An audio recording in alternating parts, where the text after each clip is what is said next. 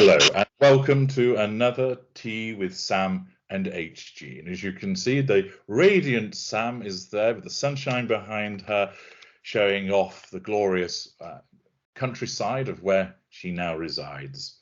Won't say where it is. We don't want a herd of you beating apart to her door and disrupting her country idyll. Now, before we get down to the business of talking about the recovery, of course, it's important for Sam and I to address what we're supping. So, Sam, what are you drinking today? Oh, hello, HG. Well, today I am just being very predictable that I've got another cup of builder's tea, but it's made with fresh tea leaves and Yorkshire tea, in fact. So, yeah, it's Yorkshire tea. Yorkshire. Yeah. Very good. Okay. HG, Well, I have gone for something that's quite apt. Vintage Narcissus Wu Yi Oolong tea. Never heard of it. So that's a little bit extravagant. Oddly enough, it comes from China and it has quite a woody taste. If I was to describe what it might taste like, apparently it has notes of chocolate in there, but I haven't been able to discern those and I'm not particularly bothered. But yes, so Narcissus Wu Yi Oolong tea. So named after the legend of Narcissus, and entirely appropriate for the discussion. So that's what we're supping. So I have my brew here. You have your brew there. Now we're going to talk about the recovery. And I'd like you to talk to our viewers about what you found helpful when you recovered from your experiences of narcissistic abuse, please. Okay, thanks, HG. Well, wow, this is a big one because I would say it's probably an ongoing recovery because you are someone who, like me, who repeatedly encounters narcissists and different narcissistic dynamics in various different parts of life. It's not just in intimate relationships. It's, I've realized it's in friendships, it's in professional relationships. Neighborly relationships and in family, even from the society we live in, it's an ongoing thing. And I would say it's kind of evolved as my relationship to narcissism has evolved over the last 6 or 7 years since I first woke up to this realization that there are these people who are narcissists in the world. And so I guess we should probably start at the beginning with that first wake call that I had with this intimate relationship about 6-7 years ago that I first came across your work through. And I guess originally the first thing that really helped me in my recovery was the realization and the knowledge about what this subject is, and that came mainly through your work, through finding you online. And if you remember, I consulted with you at the time about the best way to navigate that situation, which was this sort of spiritual, weird community that I found myself in. I remember. Yeah, and your guidance around how to sort of safely remove myself from that situation was, the first step in my recovery, I guess. Can you remember? You say that was the priority in terms of removing yourself from it, as opposed to understanding what was going on, because many people, the starting point for them is they want to understand. I would say it was a combination of both. I mean, I'd never even heard of this. I'd heard of the word sociopath and psychopath before. I hadn't really heard of the narcissist. Okay. Heard that, and certainly not narcissistic personality disorder.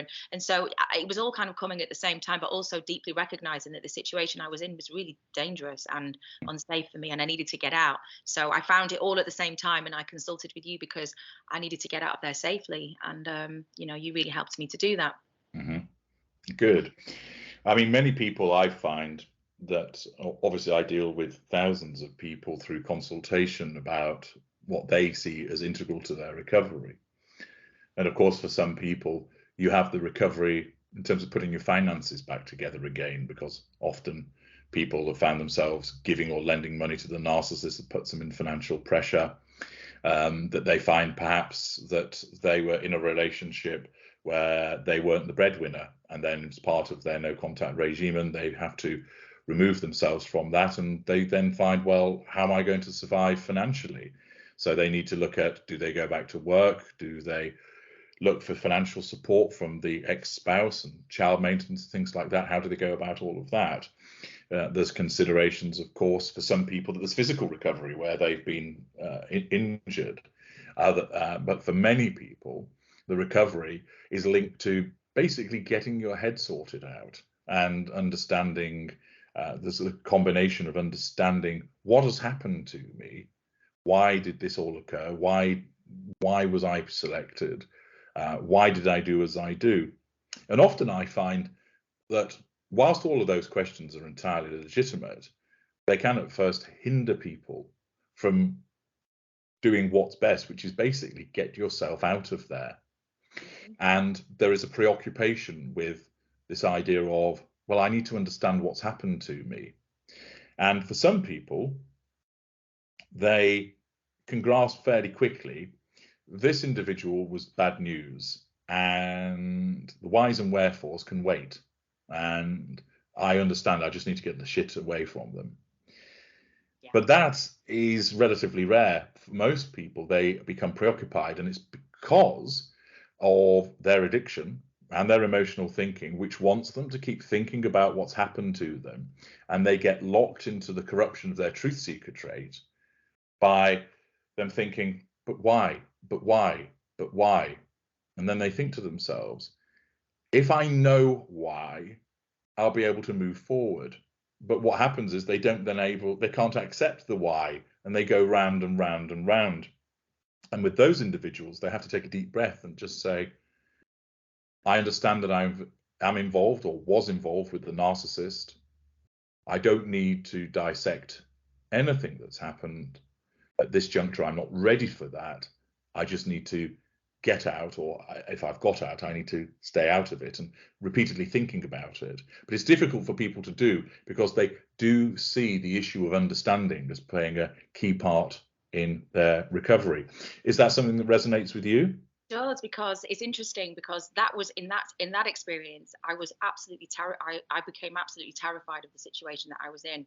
But I've since gone on to have, a couple of other shortish intimate relationships with men who I came to realize were narcissists, and in those situations I did stay and I did try to rationalize and understand it a bit longer than perhaps, not that long. I mean, I was kind of in and out of these relationships within 9 months, but I can totally relate to that feeling of, needing to understand it and needing to kind of, cognitively kind of wrap my head around everything that was going on before I could leave.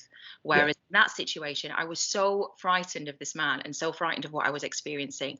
I mean, something that I haven't really sort of shared publicly about that experience was that in this community, we were working with psychedelics and plant medicines. We were working with something called ayahuasca, which some of your, some of the viewers may well know what that is. But it's an Amazonian shamanic. It's a plant medicine, and it's also like a tool, and it's a very beautiful experience that you can have, and it brings around great healing and understanding. But it can also, in the hands of the wrong person, be a really, well, in my case, it absolutely destroyed me for a very, for a good while after I managed to and I was so frightened while I was having these kind of really psychedelic trips with this man, where I could feel him abusing me, like not just kind of in this reality, but also in like a, an alternative psychedelic reality. It was absolutely terrifying. And as soon as I started to realize, I just had to get away. And your guidance around that was so unbelievably helpful and reassuring. I mean, I honestly thought I was losing my total marbles, and I was, to be fair. Well, I'm pleased that my work helped you there, Sam. As back at the time, I remember the situation you were in when you first came along to seek my help. Perhaps if you can expand a bit on this idea of the use of this psychedelic, was it the fact that I've never taken it? But I've heard of it, and I know people's experiences. Is it the case that he was causing a particular mindset to occur with you when you were using this, which was having an adverse effect on you, in the same way that often it's spoken about that if you're going to do hallucinogenics, if you're going to take a trip, if you're doing mushrooms or LSD or something like that, that you need to ensure that you're in the right frame of mind before you start it, so that if you're feeling comfortable and supported, etc., it'll be a good experience. But if you're feeling invalidated, put upon, under siege, then doing it is going to result in a poorer outcome. Is it related to that, or was it something else? It's similar to that. I mean, when people are, I mean, these are, these plants have been used since time began by people, and they are still used in certain parts of the world. And and in some cases, these plants are really abused. And I think it's quite, it's becoming more and more into the awareness that, there is this kind of spiritual abuse that can happen. If you go out to the Amazon, it's kind of, you have to be so discerning about who you go and do this work with. It's becoming quite a sort of uncovered area of abuse, and there are other people that talk about this stuff, but the way that it kind of manifested in this situation, or the way it was presenting itself, was originally these were incredibly ecstatic, euphoric experiences that were being engineered by this man in this group setting. So it's like a cult. It's these real experiences of highs that people are having, in these extremely cathartic, healing, almost spiritual, divine, it kind of hooks all these people into this little group. But then what was happening for me was the medicine, or the ayahuasca, was kind of showing me the reality of what was really happening, which was, at one point I had this kind of realization: he's a sham, man. Okay. He is a sham. This is not real. And I was like, what do you mean it's not real? And so the medicine was giving me the insight as to what he was. And it was showing me, like, through visions and through kind of downloads of information, that he wasn't what he seemed. But I seemed to be the only person that could see it.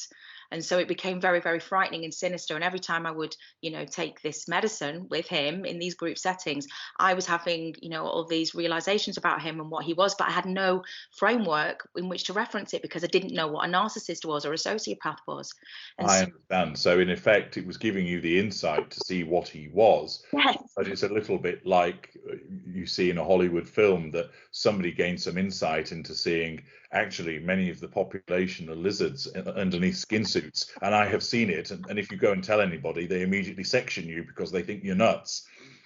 That's kind of what was happening, and I didn't feel I could speak to anybody. So anyway, eventually I just kind of realized, like, this information about narcissistic personality disorder came to me through another source, and then that's when I found you. And I could suddenly piece all these bizarre and surreal experiences I was having together, and and realize, oh my God, what am I in here? This is absolutely nuts. I've got to get out of here. But I just felt like, because it was a group, and everybody seemed to kind of really worship this guy and think he was amazing. Not everybody, I came to realize, as I removed myself, but you helped me to get out of there safely, because I also felt like a real need to kind of warn people and share about it. But all the stuff that you share about is how you just don't do that, especially confronting someone in a group situation, and all of these things that you need to do to keep yourself safe when you're dealing with a real highly functioning malignant narcissist like he was. Yeah, it got me out of there as safely as I could, but it obviously really deeply traumatized me afterwards. And then I had to go on, the recovery process from there. But yes, that was the beginnings of it. And so, yeah. If you cast your mind back to that beginning, and if you can conjure up in your mind's eye an image of yourself back then, what descriptions would you use to paint a picture of who you were at that point in time, how you felt, what were your thoughts? Were you tired? Were you fearful? Elaborate on that so that viewers can understand more about what your state of being was at that precise, perhaps the bottom moment. Yeah, I think I just felt like I felt like I completely fell to pieces. I was absolutely terrified, really frightened, and also this realization that this even existed, and that there were people that kind of looked like me and you, and I projected all my empathic qualities onto them to realize they were nothing like me at all. That shattering. I was frightened. I also felt really angry and hurt, and just, my hair was falling out. I couldn't sleep. I just I don't know. I also felt very victimized and very angry, and like, how dare this man do this to me? And what's he? And also fearful for other people in the community. I really felt like I had some kind of duty to do something about it. Okay. And I did to some extent, but again, I realise now that perhaps that wasn't the best thing for me, and in aid of my own recovery. So at that point, you've aptly described the way that you were feeling and the state of being. So you needed to recover from being frightened, that you were angry at the way that you'd been treated. You felt hurt at the way this man had behaved towards you.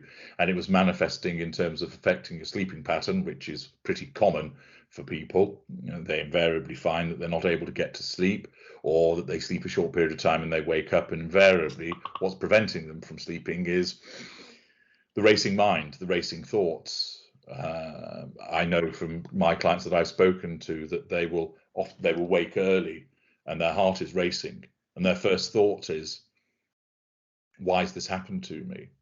Why has somebody, how could somebody treat me this way?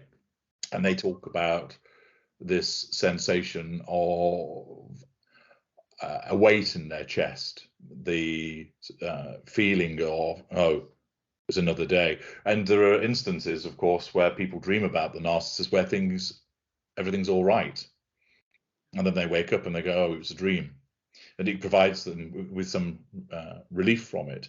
So they find themselves in a difficult situation. So that was sort of ground zero for you in terms of then setting about the recovery. And you mentioned you'd obviously found some information from another source, presumably on the internet. Was that right? My sister. It was actually my sister. She messaged. Oh, right. She'd been explaining to someone that one of her friends who was a mental health professional, yeah. And she was talking about my situation, saying she was really worried about me. My family were trying to get me away from this man. Yeah. They could see, they could see the effect it was having on me. I was also very confused. That's another massive part of it. I was so confused, and I didn't really understand the narcissistic personality disorder at that stage. No. I'm just starting to understand it. I mean, that the sort of the knowledge and the information about this has trickled through over the years, and it's more of it makes sense as time goes on, but had your family met this man? Yes. Oh yeah. And they thought he was proper weird. and did they, so they formed that view from the beginning, did they, when they first met him? I think they just felt concerned for me in general. They could see I was exploring something which probably to them just seemed very weird and strange. And it was. And something that I should probably mention is that I've had a history of addiction issues throughout my whole life. I've had really bad alcohol addictions. And so I'd gone into this community looking for help to sort of try and sort myself out. I always felt like there was something a bit wrong with me, and I was always looking for something to try and, I don't know, make myself feel better, I guess, or try and understand myself. And so I'd gone into this community for that reason, only to find, I mean, when I look back on it now, I do understand there was a bigger thing playing out here, and now I do think it did support me to kind of wake up to a lot of my own dysfunction. It just helped me to wake up, but it was one of the most traumatic and like a puncturing experiences of waking up. You mentioned that when your family met him, they thought, well, he's a bit weird, there's something not quite right. Did they tell you that at the off, or is this something they told you later on, saying, oh, well, we didn't want to say anything, but we did think he was a bit of a wrong un? No, my sister definitely didn't like him. I mean, he said things which to her were like proper red flags, like, about saying things like, I would want to go out and do something, and he'd be like, oh, I don't want to put my foot down just yet, about her doing these things. And she was like, God, that's so controlling. So she was noticing things about him, but I was so like, oh. Did your sister tell you this? Yeah, she said, I don't like that. But I just made excuses for him, like we do. We make excuses and go, oh, it's just them. They're just a bit, whatever. And we make the excuses, don't we? And we ignore the red flags. Yeah. And do you understand why you made those excuses?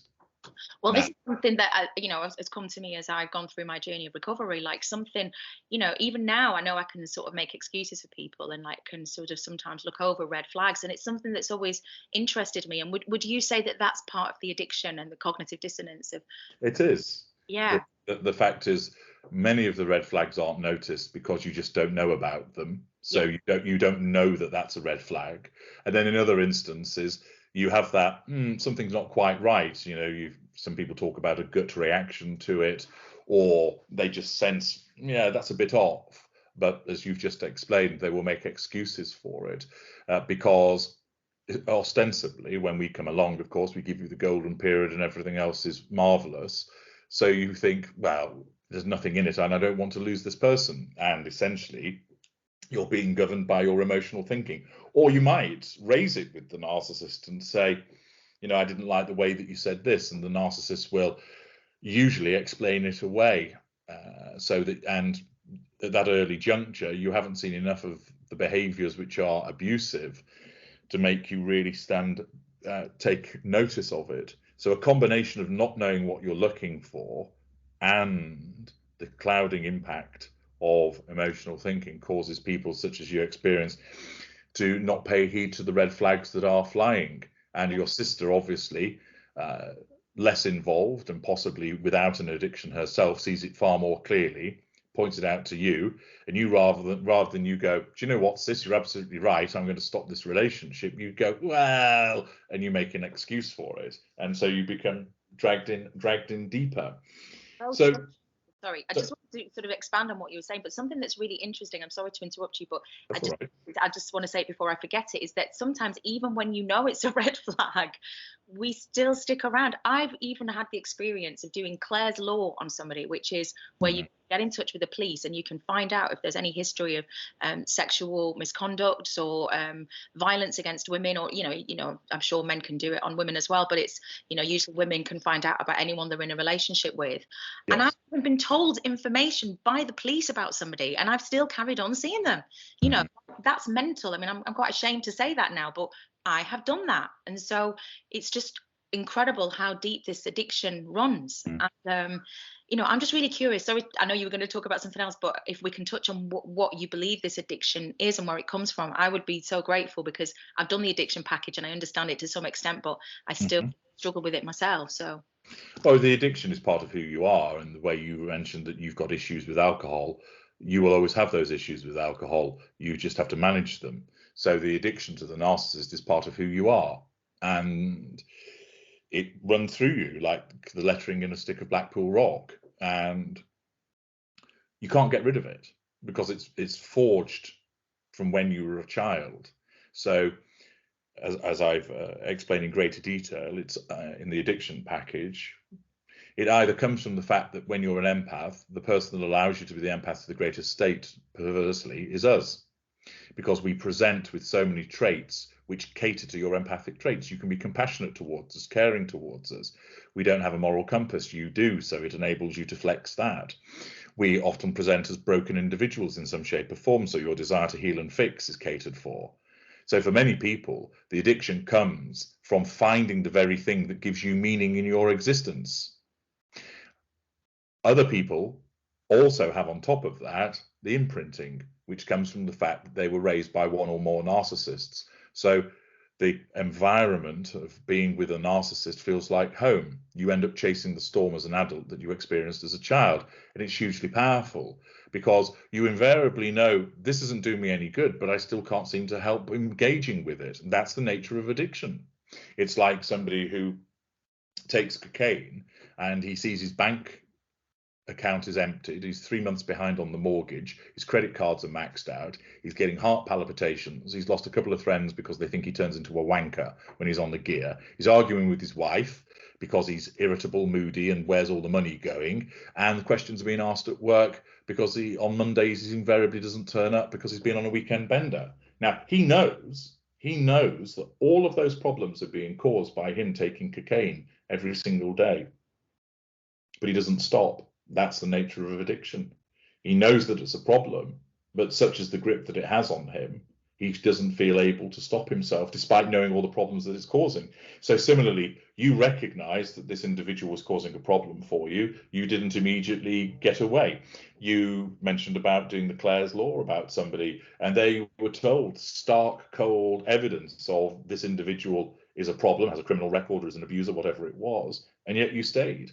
Yeah. And that's the way that the addiction works. So it comes from who you are, and it's part of you.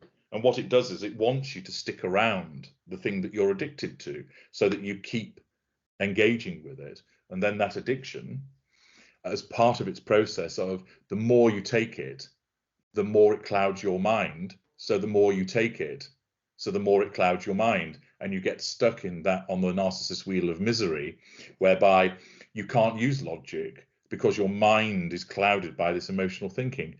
And so I've often explained to people as part of their recovery, one of the fundamental aspects is to understand, one, you're dealing with a narcissist and what that means, but also to understand what you are, to recognize what your part was in all of this. And it has nothing to do with victim blaming, because you had no idea what you were dealing with. You had no idea why you were drawn to this person, not really. But then I explained to people that once you're fixed with that knowledge, as part of your recovery, that this person is a narcissist, and you're fixed with that knowledge that you are addicted to narcissists, thereafter, if you don't take those steps to remove yourself, you're now volunteering, and you've moved from victim to volunteer. And that, I say that to people, is part of smacking them about the face metaphorically with a frozen cod of logic to say, you're volunteering for this now. Because some people, although many people don't like the word victim and they would rather choose survivor, there is still this idea with, well, I'm a victim, that's associated with no blame, that it wasn't your fault. And indeed, it wasn't your fault. It wasn't your fault this happened to you because you didn't know what you were dealing with. It wasn't your fault that this happened to you because you didn't understand what this person was. You thought there was something else. But then when you become fixed with the knowledge, as part of people's recovery, I emphasize to them, if you carry on doing this, you're volunteering for it now. You lose that victim status. You lose the sort of blame-free aspect of it. You're now culpable because you're being told what it is. Now, as part of that recovery, of course, people struggle initially because they're fighting off the effects of the addiction. Now, when you started to realize, oh, this is what I'm dealing with, and you mentioned about being confused and hurt and angry, and your sister put you onto the fact that he may well be a narcissist, and then you came across my work. Was there any sort of breakthrough moment that you experienced where, you know, the lights came on, or it was the road to Damascus moment where you suddenly go, ah, and you felt this sort of this weight come off you? As many people talk about, that's what they experience. With others, it's more incremental. How did it happen for you? Well, I think for me, it was, over time, it's been a gradual kind of like transformational process for me. And I would say there's like key things that I realized that helped in my recovery. And one of them is kind of, just expanding on what you were just talking about. It's that thing of going, okay, like, what is it within me that wants to keep playing out this pattern? Because ultimately, I am the common denominator in this experience. I've mentioned I've had at least 3 narcissistic partners of varying lengths, and I've probably had a few more, although I've not diagnosed them or anything, or worked through your narc detector with them. But I guess, and also these other experiences. Okay, so if I'm the common denominator, what is it within me? And there's obviously this addiction, and realizing that in itself was reassuring for me. But then looking a bit deeper into, well, where does this, how does this addiction work, and what can I do to sort of help myself to sort of navigate and deal with it? Because once I'm aware of that knowledge, as you say, if I keep going along with it, then I am signing up for this over and over again. And there has to be something that I can do. There has to be things that I can look at within myself that can at least, even if I keep, getting drawn to the addiction, I know how to nip it in the bud and stop it sooner, rather than keep repeating the pattern over and over again. And so that's for me where the real deep recovery started to happen, was when one of the things that happens with narcissistic abuse as well is that you not only lose the relationship, you have to be willing to walk away from other parts of your life as well. And you can lose relationships with your family, and in work situations, you have to walk away, or, you can damage relationships, or you can have damaged relationships with your children. Like sometimes you end up completely on your own, and the only place you can go really is in. You're forced to go in just because that you're all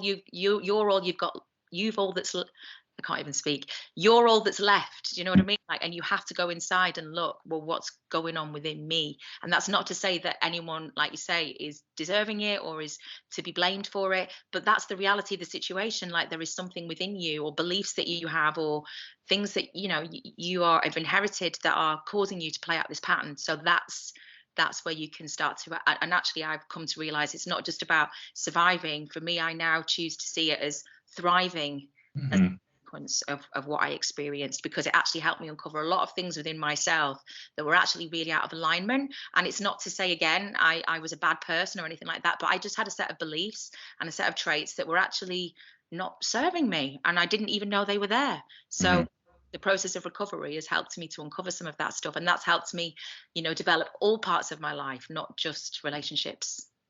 So it would be fair to say then, for you, the integral part of your recovery was learning about the addiction and what that meant. Yeah. Okay. Massively. And I just found it reassuring as well, because, as I say, when I went into that healing community, I always felt like there was something a bit wrong with me, because I couldn't form maybe healthy relationships with men, or, I had this addiction to alcohol, and going, what's wrong with me? What am I trying to, what is it within me I'm trying to fix? But there was, obviously as an imprinting from my childhood and things like that. And also a big thing that was a key part of my recovery was learning about, instinct and trust, because my whole capacity to trust people was shattered through narcissistic abuse, and it made me very suspicious of everybody. It made me question everything, which I don't think is a bad thing, but it just made me realize that my instincts were completely shot. I didn't trust my instincts. I didn't trust myself. And what, a big part of the recovery as well was learning. It doesn't matter whether I trust anyone else on the outside anymore. All that matters is that I trust myself, and that I trust my judgment about something, and I tune in and follow my instincts, which have been, as a child, trained out of me to ignore my instincts, because I was told at times that my perception of reality wasn't real. So yeah, just really amazing realizations that I started to uncover, but a lot of it just coming through the knowledge and, educating myself about narcissism and, repeatedly listening to your work. Maybe I'm addicted to that, but at least that's a healthy way of me being able to process and understand what these experiences were about. What would you say has been the hardest part of the recovery?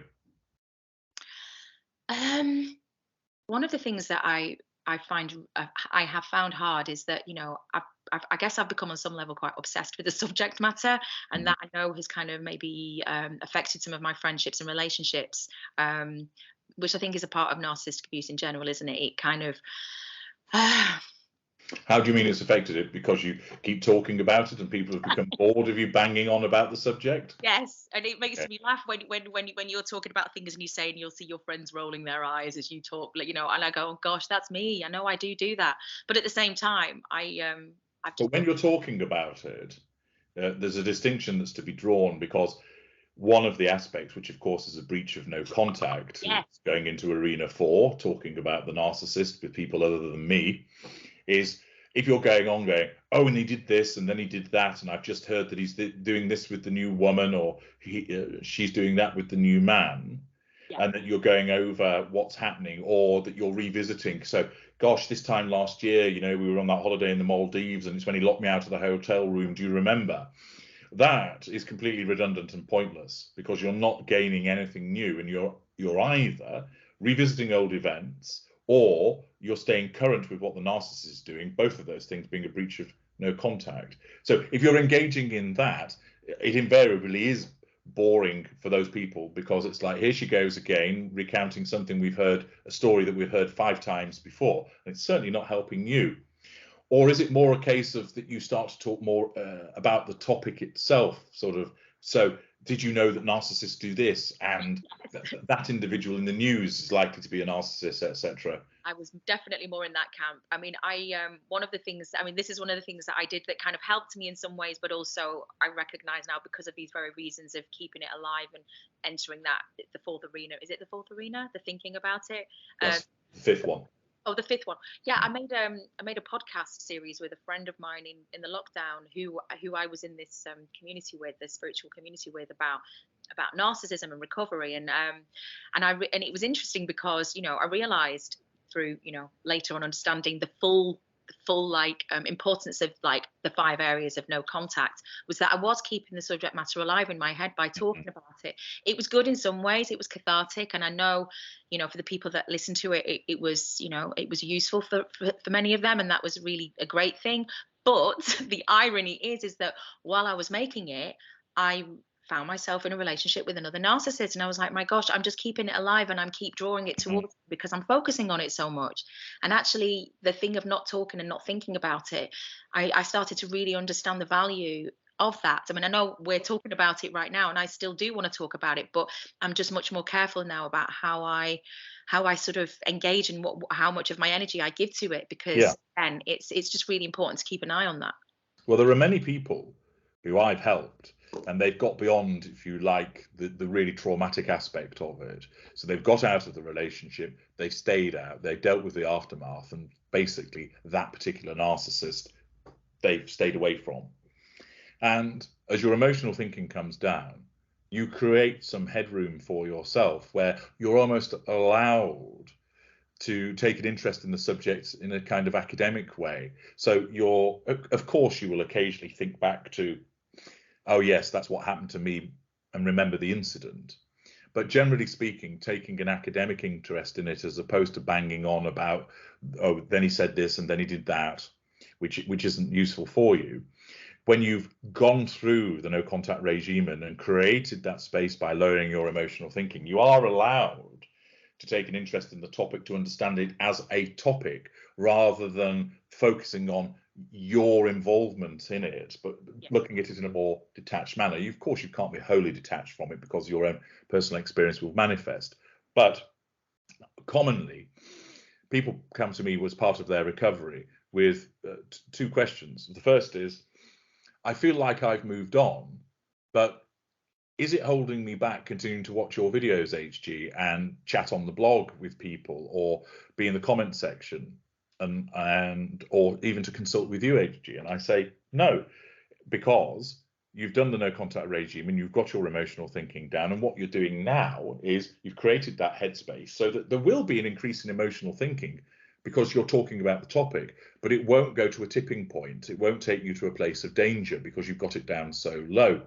And you can look at it now in the sense of a more objective way. And also is to look at it in terms of keeping yourself safe. I have people who consult with me every month and have been doing so for years because they want to talk to me about the topic, they want to talk about how they're doing, but it's part of keeping themselves safe, staying away from potential new narcissists. It's like popping a pill each month, basically, or watching the videos every day, doing all of that. So I explain to people that that the part of the continuance of your education is important. It will increase your emotional thinking a touch, but if you're staying out of all the other arenas and you have done all of that, it's not going to be problematic.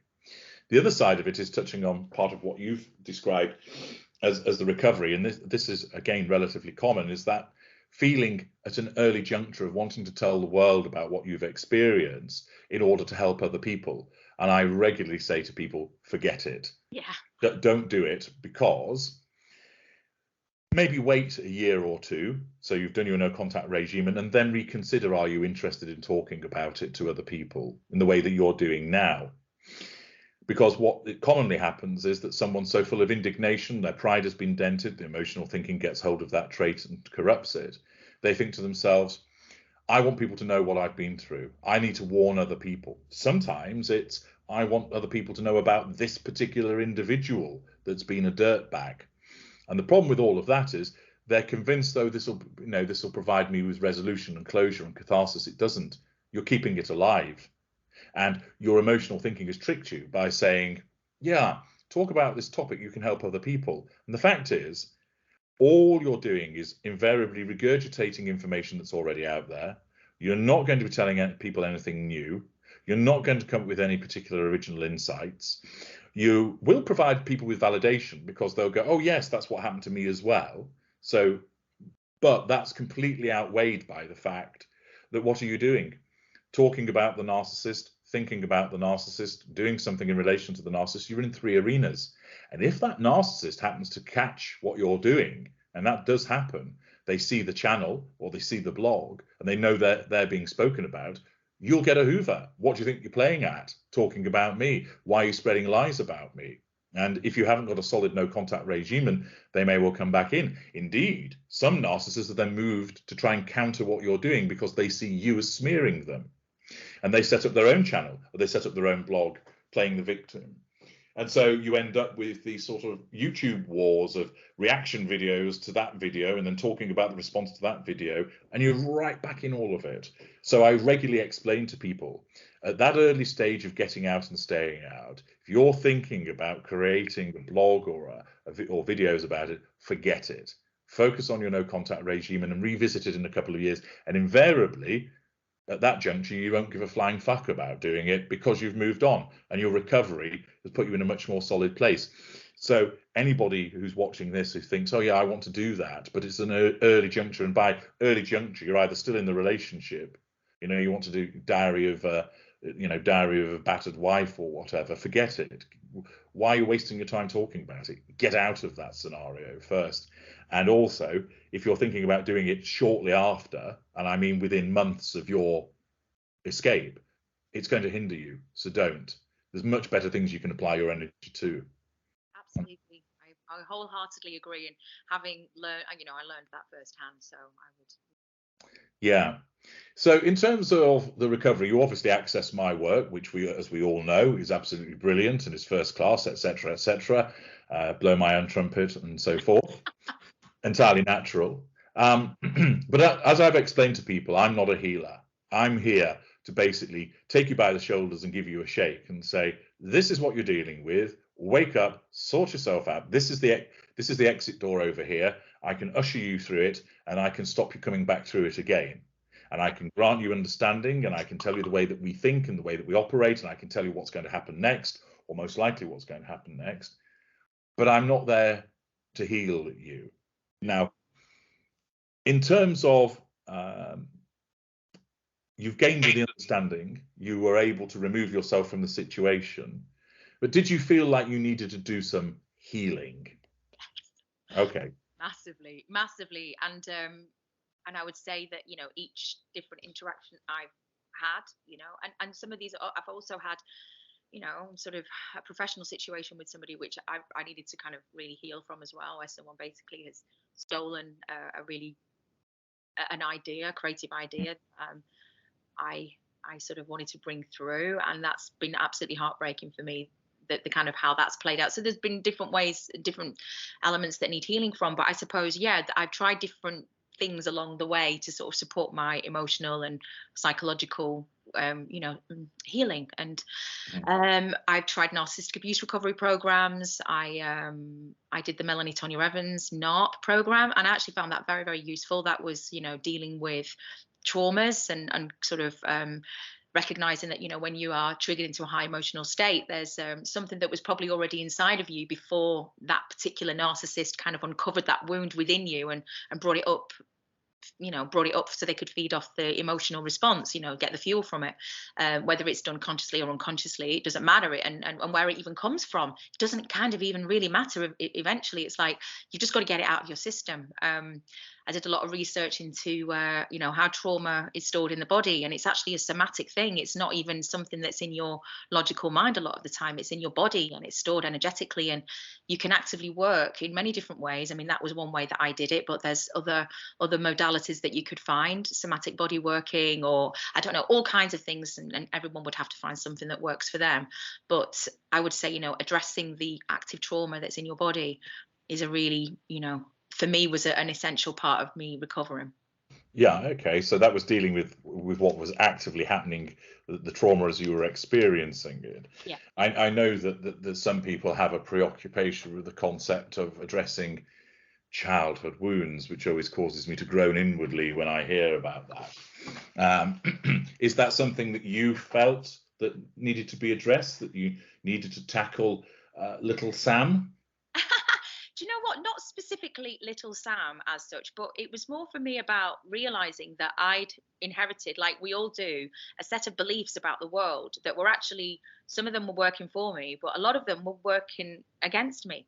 Okay. So, for instance, beliefs such as inside every single person is a good person just waiting to be left out, or everybody has the capacity to be fixed and healed, or if I love someone enough, they'll love me back, or people treat me the way that I treat them. You know, just all these beliefs that we just pick up. We don't even know where they come from half the time. They're all in our unconscious. And until you actually start looking at them and going, well, why am I staying in that situation with that person when they're obviously abusing me? Like, what is it? Why am I ignoring these red flags? And uncovering this whole set of beliefs that I've inherited from my family, but also a lot of them just from the world that we live in, and going, actually, a lot of these are bollocks. You know what I mean? They're not serving me. They're keeping me in situations that are not good for me. Also uncovering a lot of fears that I had, like deep survival programs, or just fears, like about speaking up for myself, and like if I, just terrified of confrontation and things like that, and going, where does that come from? I got the problem, I'm like, it doesn't even really matter where it comes from. The fact is, it's there, and the only person that can do something about that is me. So if I'm terrified of speaking up for myself and honoring my own boundaries, of course I'm going to keep ending up in situations where people will push through my boundaries. Like, I have a choice. I either stick up for myself, or I just choose to walk away and not engage. But what I used to try and do was control and manage and please and try and, just realize this stuff is not serving me. And so through uncovering and looking at all of that stuff, it's just helped me to grow up within my own life and be much more self-responsible. And I guess that's the key thing that I've really got through this journey of recovery is just about taking radical self-responsibility for myself in every situation, because as you were saying earlier, I mean, this is a really difficult thing for me to accept at first, but the minute I know I'm in a situation where somebody is abusing me and I stick around, on some level, I am signing up for it. So the only person who can do something about that is me, and I am responsible for looking after myself. It's no one else's job. And once I started to really get this stuff, I was like, oh, wow, I understand now why. And I sort of see everything that happened as actually being something that happened for me, because it helped me stop playing out these patterns where I was handing essentially my power away all the time for things on the outside to reflect back to me who I was, when really I didn't, you know, it was just the wrong way around. I don't know if that makes any sort of sense, but that was, yeah. Well, it's interesting that you talk about these preconceived notions about people and where they come from.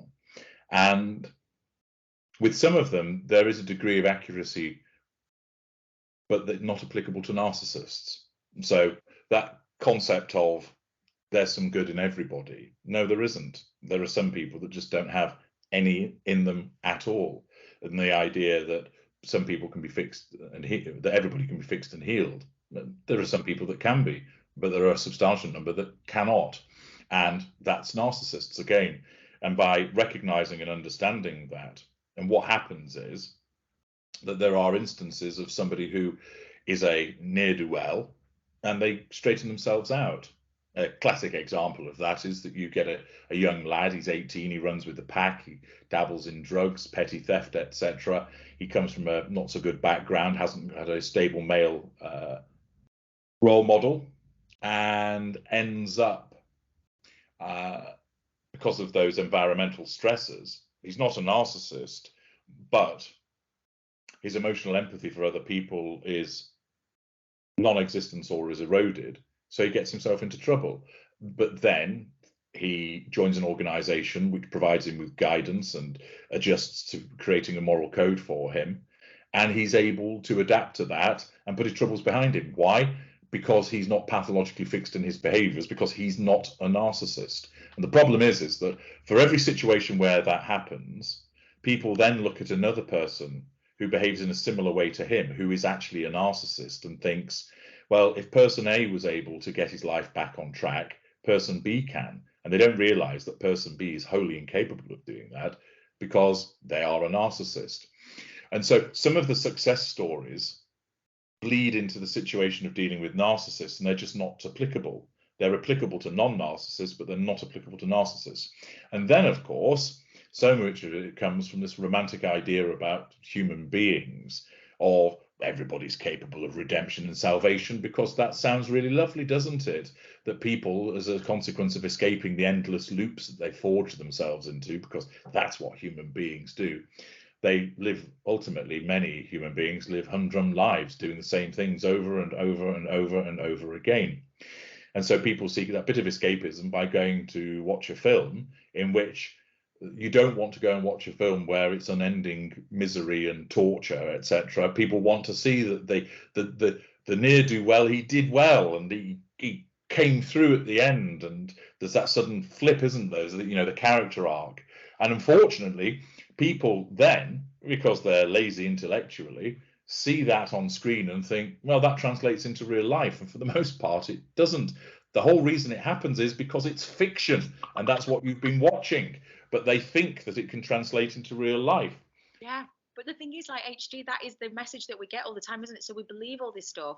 And for me, like, actually, those realizations and like all those beliefs that I really held so onto so deeply, when they were shattered and I had to really come to terms with a lot of this stuff, I went into quite a massive grieving process, because I was like, oh my God, like everything I thought the world was and how things are and how people are, it's just not what I thought it was. It was like having a veil lifted up and going, Jesus Christ, what am I living in? Like, what is this world that I'm in? And all these things that I thought to be true, I realized they weren't. My whole worldview was kind of shattered. And but I'm glad, because now I'm living in bloody reality and I can see things a lot more clearly. And I'd much rather be aware than living in the little bubble that I was before, where, yeah, I was a bit Pollyanna and I just didn't get it.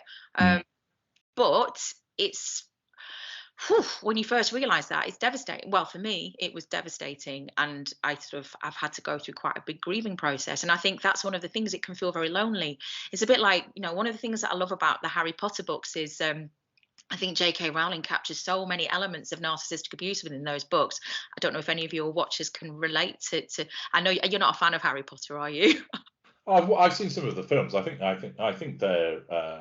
I think what she's created there is an excellent world, and she's a talented lady. But it's Yeah. not the world that I particularly imbued myself in. Fair enough, fair enough. But I think the books for me, when I read them initially, I didn't know anything about narcissism. I just read them as books. But then Yes. I saw some of the films again after I'd experienced narcissistic abuse, and I was like, holy shit, this is all about narcissistic abuse. It's all about narcissism. And obviously Voldemort's this kind of psychopath, and then you've got all these different characters. But there's elements of it. One of them is that only certain people can see these things called thestrals, like these mythical creatures, but only people that have experienced grief or death can see them. And I really feel like that's what it's like when you experience narcissistic abuse. There's only certain people who've experienced it that can see it, and those that haven't experienced it, they don't get it. So you feel really, really alone. You feel really like you're the only person that is seeing this kind of almost like this horror that's around you. I mean, I've really come to terms with it now. I don't feel like that anymore. I've made peace with it all, and I actually have come full circle, I guess, to a place where I can sort of see, as we were touched on in our last video, there is actually value in it.